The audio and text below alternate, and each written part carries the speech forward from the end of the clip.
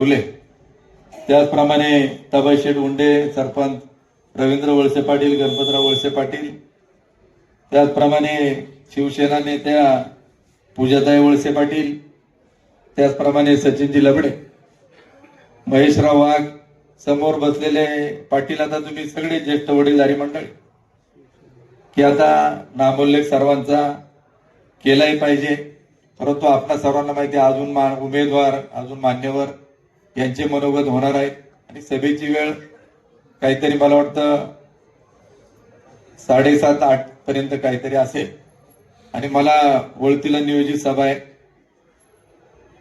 उपस्थित सर्व आपण ज्येष्ठ वडीलधारी तरुण सहकारी मित्र, महिला बंधू भगिनी आणि पत्रकार बांधवांनो, की जिल्हा परिषद पंचायत समितीची निवडणूक होत असताना 2017 नंतर ती 22 ला व्हायला पाहिजे होती. 5 वर्षांनी कार्यकाळ संपला आणि प्रशासक सुरू झाला आणि प्रशासक सुरू झाल्यानंतर निवडणुका सातत्याने पुढे ढकलत गेल्या. आरक्षणाचे विषय आले, कोर्टाने ऑर्डर केली की कुठल्याही परिस्थितीत या निवडणुका झाल्या पाहिजेत आणि त्यानुसार कोर्टाच्या ऑर्डर प्रमाणे ह्या निवडणुका ह्या जानेवारी मध्ये संपवायच्यात. परंतु मधल्या काळामध्ये 28 तारखेला एक दुर्दैवी घटना घडली की राज्याचे उपमुख्यमंत्री नामदार अजितदादा पवार यांचं दुर्दैवी अपघाती असं निधन झालं. त्यांना मी प्रथमतः आदरांजली व्यक्त करतो आणि 2 दिवस पुन्हा हा निवडणुकीचा कालावधी पुढे ढकलण्यात आला. ही निवडणूक होत असताना की जिल्हा परिषद पंचायत समितीची कामं काय असतात हे आपल्या सर्वांना माहिती आहे.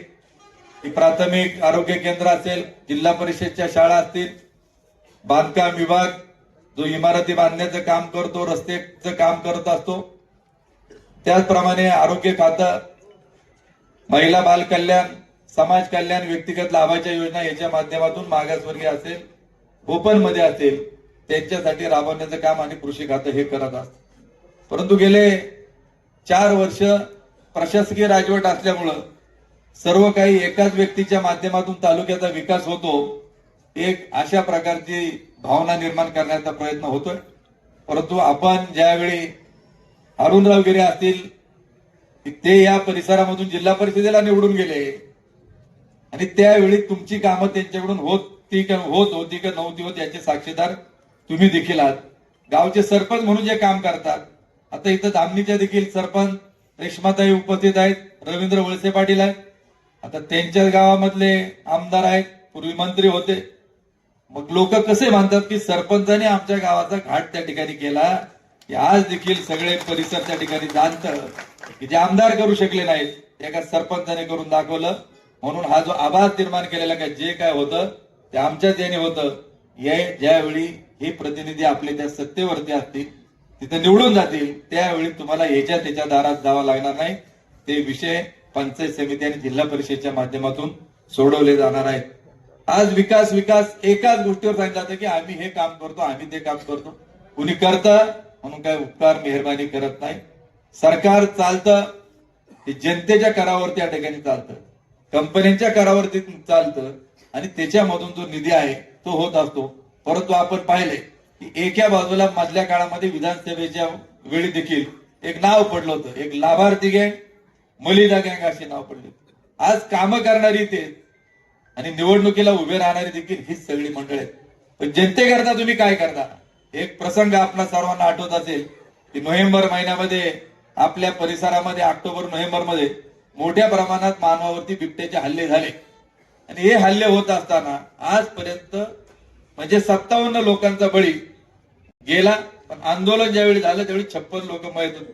पण याच्या बाबत सातत्याने फक्त सांगितलं जायचं का बिबट्याच्या संदर्भात बैठक मंत्रालयात आयोजित करण्यात आलेली आहे, जिल्हाधिकाऱ्यांकडे आयोजित करण्यात आले आणि तिथं असा निर्णय झाला का पिंजरे एवढे खरेदी करण्याकरता एवढा निधी मंजूर झाला, तेवढा मंजूर झाला.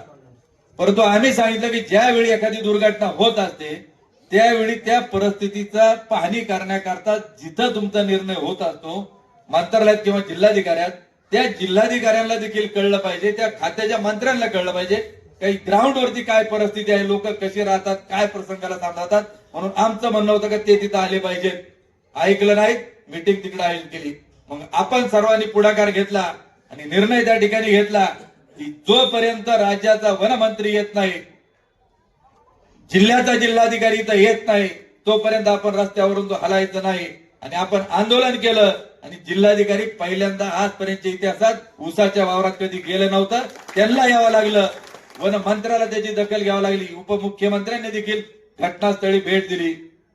आज दोन महत्वाचे निर्णय त्याच्यात झाले की आंदोलनकर्त्यांवरती गुन्हे दाखल झाले. आता कालच आमची तारीख होती गोळेगाव कोर्टामध्ये. दिलीप शेठ वाळून त्यांच्यावरती पण गुन्हा दाखल आहे. तिकडच्या ज्या उमेदवार आहेत श्वेता ढोबळे यांच्यावर देखील गुन्हा दाखल आहे. परंतु हे सगळं होत असताना मंचरला ज्यावेळी आंदोलन झालं त्यावेळी त्यांनी जी लोक पाठवली होती, आंदोलन चिघळवण्याकरता पाठवली होती का कशा करता पाठवली होती, आज त्यांचे उमेदवार आहेत ना, जे आंदोलनामध्ये विष्णू हिंगे पक्षाचे अध्यक्ष तिथं आलेले होते. काही लोकांनी आंदोलन चिघळवण्याकरता तिथं भांडण करण्याचा प्रयत्न केला. जनतेला त्यांना त्यांची जागा तिथं दाखवून दिली, परंतु त्यांच्यावरती एकावरती गुन्हा देखील दाखल केलेला नाही. म्हणून मी आपल्याला सांगतो का तुमच्याकरता लढणारी माणसं आम्ही त्या ठिकाणी आहोत. आणि त्या आंदोलनाचं जर काही यश झालं असेल तर दोन महत्वाचे निर्णय झाले. एक, पकडलेला बिबट्या पुन्हा कुठेही सोडायचा नाही. तो पिंजऱ्यामध्ये पकडल्यानंतर एक तर परराज्यामध्ये जिथं मागणी असेल, जे आपलं जो आपण म्हणतो त्याला प्राणी संग्रहालय, त्याच्यामध्ये शिफ्ट करायचे. नाहीतर आपला माणिक डोहचा बिबट्या निवारण केंद्रात परत एकही बिबट्या पकडल्याला सोडण्यात आला नाही. आणि जो माणसा मारणारा नरभक्षक बिबट्या होता त्याला देखील शूट करण्यात आलेला आहे. दुसरा, तुमच्या माझ्या दृष्टीने जर काय निर्णय आंदोलनाचा झाला असेल चांगला, की आम्हाला बिबट्यापासून शेतकऱ्याला शेतामध्ये काम करताना रात्रीचं पाणी भरताना जी अडचण येत होती, तर शेतीला दिवसा वीज देण्याचं काम तुमच्या आमच्या सगळ्यांच्या आंदोलनामुळे झालं. हे देखील आपण सर्वांनी लक्षात घ्यायचं. तुम्ही याच्यावरच बोलत नाही, कांद्याच्या बाबत तुम्ही बोलत नाही, दुधाच्या बाबत बोलत नाही. 4 वर्ष सोयाबीनचे दर कोसळले, याच्याबद्दल काही बोलत नाही. तुम्ही 5-10 लाख रुपये रस्त्याला मंडपाला निधी देता म्हणजे काही उपकार करत नाही. मला आज सर्व शेतकरी बांधवांना सांगायचे की गेल्या वर्ष जर तुम्ही आठवलं तर अनेक लोकांनी कांदा केला असतील का नव्हते गेले? कोणी कांदे उत्पादक हातवर का? सगळे कांदे. आता मला सांगा गेल्या वर्षी काय परिस्थिती झाली हो कांद्याची? बरं झालंय ना तुम्ही बोलत नाही म्हणजे चांगलं झालंय. काही लोकांची पुन्हा इच्छा झाली नाही कांदा पिकवायची, की गेल्या 1 वर्षभरामध्ये कांदा एवढं नुकसान कधीच शेतकऱ्यांचं झालं नाही. की एका पिशवीपासून साधारणतः 1,000 रुपये ते मिळाले पाहिजे. हित भावना किती आली तुमच्या हातात पैसे? मी म्हणतो 500 आल्यात. 500 रुपये पिशवीला फटका बसला. एकराला कोणाला 300 पिशव्या निघतात, कोणाला 250 निघतात. आपण 200 धरू. 500 जर धरलं तर 200 पिशव्या मागे 1 लाखाचं नुकसान आहे. 400 ने धरलं 800चं नुकसान, 80,000चं नुकसान. आणि 300 जरी धरलं तरी आपलं 60,000चं नुकसान एका शेतकऱ्याचं एकरा पाठीमागे झालं. हे तुम्ही आम्ही विचारू शकत नाही. त्याचप्रमाणे दुधाचा देखील ते 4-5 महिन्याचा आतला काळ जर सोडला, आता 36-37 पर्यंत मार्केट गेले.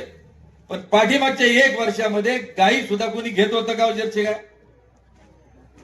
म्हणजे जसे आता अंतुले रस्त्यावर सोडावं लागतात तसं जर्सी गायला देखील कोणी विचारत नव्हतं. त्या काळामध्ये 1 लिटरचा दर हा 26-27 रुपयावर होता. परवडत होता हा दुधाचा धंदा कोणाला?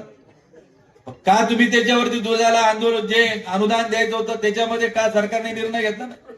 का आमदार त्याच्या बाबत बोलले नाही? एका लिटरला जर आमचं 10 रुपयाचं नुकसान झालं असेल आणि या तालुक्यामध्ये 10 ते 12 लाख लिटर जर दुधाचं उत्पादन होत असेल तर एका दिवसाचा होणारं नुकसान 1 करोड रुपयाचं या तालुक्यातील शेतकऱ्यांचं झालं.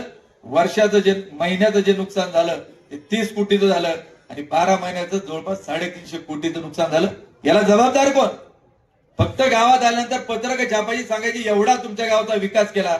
आम्ही हेच सांगतो, तुम्ही 5 लाखाचा मंडप ज्यावेळी देता त्यावेळी 1 कोटीचं मंदिर एक गावातील जनता, शेतकरी, ग्रामस्थ उभं करतात. हे स्वतःच्या खिशातली वर्गणी देऊन त्या ठिकाणी करतात. म्हणून शेतकऱ्याच्या खिशात 2 पैसे आले पाहिजे याकरता आमचा लढा लढत राहू. म्हणून लोकशाहीमध्ये बोलणारे, झगडणारे, लढणारे लोक असणं हे फार अत्यंत गरजेचं, हे देखील मी या निमित्ताने सांगतो. आज कारखान्याच्या संदर्भात, ऊसाच्या संदर्भात आपण सातत्याने आवाज उठवत राहिलो. 3273 रुपये शेतकऱ्याला देणं गरजेचं असताना 3100 रुपयाचा हप्ता काढला.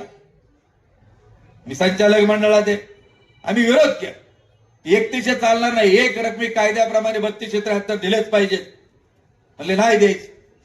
का नाही द्यायचे? तर भीमाशंकरच्या शेजारी आता सवत निर्माण झालेली. कारण इकडे 3273 झाला का तिकडे काय लोक ऊस घालणार नाहीत. आम्ही तक्रार केली, त्याची दखल साखर आयुक्तांनी इथं पत्र दिलं आणि तुमच्या खात्यामध्ये 23 डिसेंबरला लगेचच्या लगेच 173 रुपये जमा करण्याचं काम केलं. ही रक्कम आता जर मिळाली नसती तर आज रोजीचं गाळप हे जवळपास 7.5 लाख टनाचं झाले. म्हणजे आतापर्यंत जवळपास शेतकऱ्याच्या खात्यामुळे आपण आवाज उठवायला सक्षम आहोत म्हणून 12 करोड रुपये तुमच्याकडे जमा झालेले आहेत. गेले 10 वर्षामध्ये माझी चेअरमनशिप गेल्यानंतर एकाही शेतकऱ्याला ऊस उत्पादकाला सभासद देण्यात आलं होतं. आपण बोललो की जे कारखान्याला ऊस घालतात 6 लाख टन आंबेगाव तालुक्यातला आहे, त्याच्यापैकी सभासद असणारे जे शेतकरी आहेत ते फक्त 13% आहेत. बाकी 37% लोक उत्पादक आहेत, सभासद नाहीत. त्यांना सभासदत्व मिळालं पाहिजे असा आवाज आपण उठवला. साखर आयुक्तांना सांगितलं, आज तुमच्याकडे फॉर्म आले असतील शेअर्स मिळण्याकरता, परंतु त्याच्यात एक मेक मारली की सतत ऊस घालणाऱ्यांना. परंतु मी सर्व शेतकरी बांधवांना सांगतो, सतत ऊस घालण्याची अट ही संचालक होण्यासाठी आहे. कायद्यातली जी तरतूद आहे, तुमच्या नावावर फक्त अर्धा एकर जमीन पाहिजे आणि तुम्ही ऊस उत्पादक पाहिजे, त्याला सभासदत्व मिळवून देण्याचं काम मी संचालक म्हणून या नात्याने करून दाखवतो. हा देखील माझा आपला शब्द या सर्व आपल्या शेतकरी बांधवांना या निमित्ताने देत असतो. आज मान्यवरांना काहींना विचार मांडण्याकरता वेळ मिळाला म्हणून 2-3 प्रमुख गोष्टींचा उल्लेख मी या निमित्ताने करतो की हे आता कोण काय म्हणाल की राज्यामधलं सरकार, केंद्रातलं सरकार अनेक पक्षांच्या आघाड्यांनी चालतं. तसं या तालुक्यातली देखील पंचायत समिती आपल्या ताब्यात आली पाहिजे.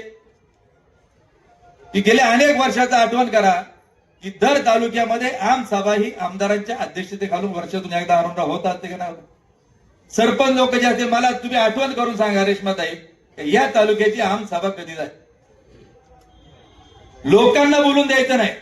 एकाधिकारशाही जे करतो आम्ही लोकशाहीमध्ये गळात म्हणजे जनतेचा आवाज दडपण्याचं काम करतात. सरपंच लोकांना बोलता येतं. जसं कारखान्याची वार्षिक सभा, सोसायटीची वार्षिक सभा, तशा पद्धतीने ती झाली नाही. आणि म्हणून आम्ही ठरवलं की यावेळी परिवर्तन या तालुक्यामध्ये अटळ आहे, ते झालंच पाहिजे. ते विधानसभेला देखील झालं असतं, परंतु काही गोष्टींमध्ये इकडं तिकडं झालं म्हणजे रडीचा डाव खेळण्यात आला. तो त्यांनी मान्य देखील केला की आपल्याला जी मतं पडली ती 1,05,365 मतं पडली. माझ्याच नावाचा डमी उमेदवार लोकांना भुलवलं. आता उल्लेख केला की इकडे मशाला असताना तिकडे मेणबत्ती आली.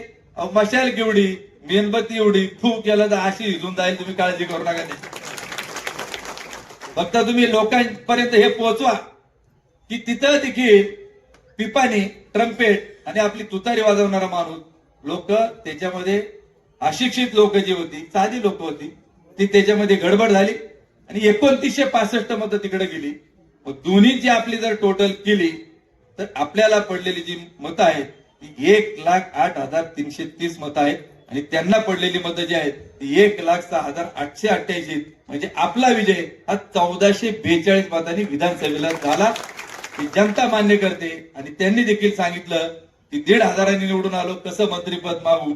मंत्रीपद होतं कुठपर्यंत, जोपर्यंत पवार साहेबांचा हात त्यांच्या पाठीवरती होता तोपर्यंत ते होतं. याची देखील नोंद आपण सर्वांनी घेतलेली आहे.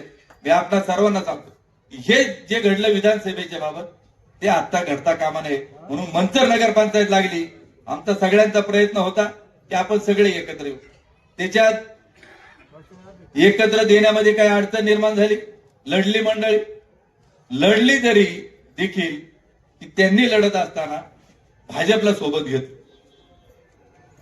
आणि भाजपचा ज्यांनी भाजप या तालुक्यामध्ये वाढवली, संजय थोरातांचा पत्ता कट केला. भाजपच्या नेत्यांना सांगितलं की तुम्हाला 5 जागा दिल्यात, आम्ही निवडून आणतो. आणि संजय थोरातांची हकालपट्टी करण्यात आली. आणि आज जो निकाल लागला त्यावेळी यांनी जे अपक्ष उभे केले ते निवडून आणले. भाजपचे सगळेच्या सगळे उमेदवार पाडण्याचं काम यांनी केलं आणि नगराध्यक्ष पदाचा उमेदवार यांचा देखील पडला. याचं कारण की दत्ता गांधळींनी गेले अनेक वर्ष त्या गावामध्ये केलेलं काम पाहून जनतेने त्यांच्या बाजूने कौल दिला. आमचा एक उमेदवार निवडून आला, मशालीचा देखील एक निवडून आला. आमच्याकडे जरा एकी झाली नाही म्हणून एक उमेदवार आम्ही शिवसेनेकडे, तो म्हटलं मी जातो तिकडून उभा राहतो. म्हटलं जा बाबा जात असेल. तो लखन पारधी, तो कुठून निवडून आला माहिती का? शिवसेनेच्या रमेशराव इथं आहे. आपला कार्यकर्ता आता आमच्या बरोबर मावळा, तो आजही प्रचारात आहे की लखन पारधी म्हणून जो आदिवासी जो आहे जागा राखीव होती मंतरला, तो ज्या वार्ड मधून निवडून आला तिथं या तालुक्याचे आमदार जिथं राहतात त्या वार्डात ज्या आंबेवाल्यांनी एवढं सगळं रामायण परत त्या ठिकाणी घडवलं, आंबेवाला आता प्रचाराला इकडे तिकडे फिरतोय. आमच्या गटात तिकडे दत्तक घेतलाय. आमच्या गट म्हणला मी असं करतो, लोकांनी सांगितलं भाऊ तुझ्या वार्डातलं शिटपड तू काय इकडे प्रचाराला त्या ठिकाणी गेला. म्हणजे अशी यांची ही परिस्थिती. मग आम्ही की त्यांच्या उमेदवाराला 3,900 मतं पडली नगराध्यक्षाला आणि विरोधामध्ये पडलेली मतं ही 8,500 आहेत. म्हणून आपण ठरवलं की आपल्याला जर लढायचं असेल तर पडण्याकरता लढायचं नाही, आपल्याला जिंकण्यासाठी लढायचंय. म्हणून आपण सगळे एकत्र आलो, सगळ्या पक्षातल्या लोकांना नेत्यांना एकत्रित बसलो आणि कोण कुठल्या चिन्हावरती लढणार याचं न करता निवडून येण्याची जी क्षमता आहे त्याप्रमाणे आपण उमेदवार उभे केलेले आहेत. आणि मला आज खात्री आहे की कुठल्याही परिस्थितीमध्ये आपले सगळे उमेदवार हे निवडून आल्याशिवाय राहणार नाहीत. आणि एकदा ही 15-0 करण्याची जबाबदारी ही तुमची आमची सर्वांची. आता हे जागा वाटपात उमेदवार उभे करताना थोड्या अडचणी आले. रवी भाऊला उभं राहायचं होतं सरपंचाला, पण आता त्यांनी दाखला मिळवला की यांना कसं काय अपात्र करता येईल. आणि अरुणरावला गॅरंटी होती का मला वळसे पाटील त्या ठिकाणी तिकीट देणार. आणि म्हणून आम्ही त्यांना सांगत होतो का तुम्ही लवकर इकडे या, काहीतरी करा, रवी शेटचं तुमचं जुळून घ्या. नाही नाही म्हटले, साहेबांनी आपल्याला शब्द दिलाय का तुला तिकीट आपल्याला द्यायचं. कारण म्हणले आमचं ठरलेलं आहे एक व्यक्ती एक पद, असं तिकडे ठरलेलं होतं. कारण मला मार्केट कमिटीला उमेदवारी नाकारली, म्हणले पक्षाचं ठरलंय का एक व्यक्ती एक पद, म्हणून देवदत्त निकमानला उमेदवारी नाही. आणि ज्यावेळी अरुणरावांना खात्री आली का आपल्याला उमेदवारी दिली जात नाही, मग रवी भाऊचं आणि त्यांचं ठरलं की अरुण भाऊने शिवसेनेमध्ये प्रवेश केला आणि आज ते अधिकृत उमेदवार म्हणून या निवडणुकीमध्ये आज लढायला सज्ज झालेले आहेत. मला एकच सांगायचे बांधवांनो, एक व्यक्ती एक पद हा नियम जर माझ्यासारख्याला जर लागू होता, आज समोरच्या बाजूला जो उमेदवार आहे खरेदी विक्री संघाला आहे का नाही पाटील आहे, पलीकडच्या बाजूला जिल्हा परिषदेला उमेदवार आहेत पक्षाचे अध्यक्ष विष्णू हिंगे, कधीपासून दूध संघावर आहेत 35 वर्ष. म्हणजे जसं आठवतंय नवीन पिढीला तसे तेच आहेत. अरे मग आम्हाला एक नियम आणि तुम्हाला त्या ठिकाणी चालतंय. अरे लांब सोडा. अरुणरावनी ज्यावेळी प्रामाणिकपणे विधानसभेला त्यांचं काम केलं, मेंगडेवाडी मधून त्यांना कितीचं लीड दिलं होतं, 400 मताचं मताधिक्य दिलं होतं. मग तुमचे दोन्ही पुतणे, एक कारखान्यावरती व्हाईस चेअरमन, एक बँकेवर व्हाईस चेअरमन, मग तुम्ही साध्या कार्यकर्त्याला ज्यांनी प्रामाणिकपणे तुमचं काम केलं त्याला देखील तुम्ही उमेदवारी देऊ शकत नाही का? तुम्हाला फक्त तुमच्याच घरातले लोक पुढे न्यायचे असेल तर या तालुक्याचा इतिहास जर पाहिला, अण्णासाहेब आवटे या तालुक्याचे आमदार होते, आज आहे का कुणी ह्याच पक्षात काम करतात, पण त्यांच्या घरात उमेदवारी नाही.